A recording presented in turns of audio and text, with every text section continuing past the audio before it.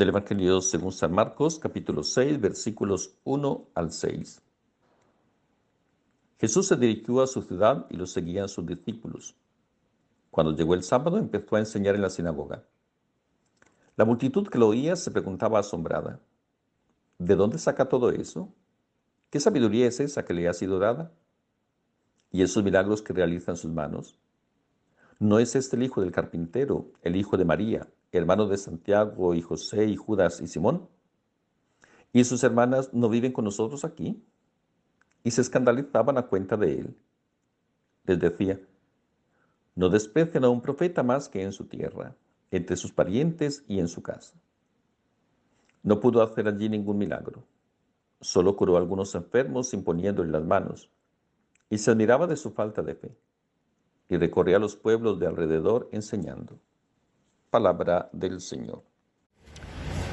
Hablemos con los sentimientos de Jesús. Llega a su ciudad, llega a compartir con los suyos su experiencia. Ya ha caminado, ha anunciado, ha servido en otros lugares. Pero es importante también visitar la familia, estar con ellos, no olvidar nuestras raíces, regresar de vez en cuando. Infortunadamente para el Señor lo que encuentra no es esa acogida afectuosa, no es ese regocijo porque ha vuelto a su casa.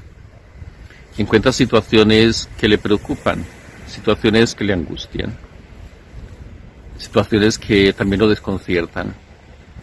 Porque ciertamente una vez que hemos recorrido ciertos espacios, vivido otras dimensiones, tenemos que cambiar. El mundo donde hemos estado nos ha hecho asumir nuevas actitudes, desprendernos de ciertas realidades, superar ciertas tradiciones, aprender nuevas formas de expresarnos. Nos ha ayudado también a no inquietarnos por situaciones que pueden ser baladíes.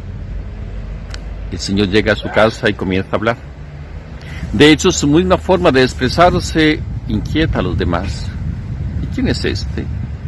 Y esa forma de hablar, y esa sabiduría, y esa autoridad, ¿de dónde la saca? Este que lo vimos crecer, este que hace parte de nosotros, tal vez con nuestra expresión, ¿quién se cree? No, es de creerse, es de vivir, es de reconocer, es de poder compartir también lo que nosotros hemos ido entendiendo poco a poco. El niño Jesús, que iba creciendo en gracia y sabiduría, que estaba allí sometido a sus padres, ahora es el profeta que anuncia el reino de Dios. Ahora se presenta como aquel que tiene la palabra de salvación, como aquel que tiene la autoridad para poder invitarnos a salir de nuestra condición y poder comenzar a vivir una dimensión nueva. Nos invita a vivir como hijos de Dios.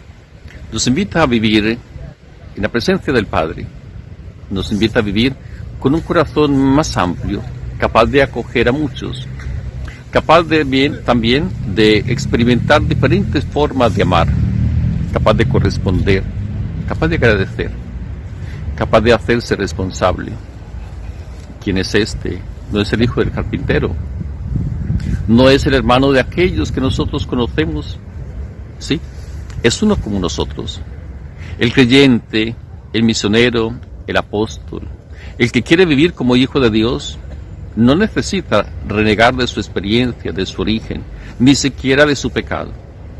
Lo único que debe tener siempre presente es que ha escuchado una palabra, que ha aprendido una palabra nueva, y que esa palabra puede transformar, que esa palabra la necesitamos todos, y que esa palabra nos da la estabilidad, porque no es un invento nuestro, es algo que hemos recibido del Padre, es algo que puede transformar la vida de muchos.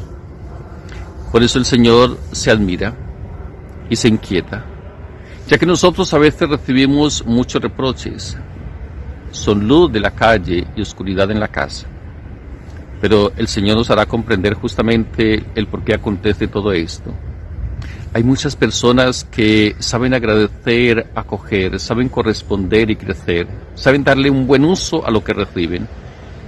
Hay otros que se convierten en los eternos dependientes, en aquellos que les cuesta mucho aprender cosas, en aquellas criaturas que piensan que los demás, porque han conseguido, porque tienen o porque han tenido mejor suerte según el mundo, tienen entonces que verlos a ellos y tal vez cargarlos. Pero no es así.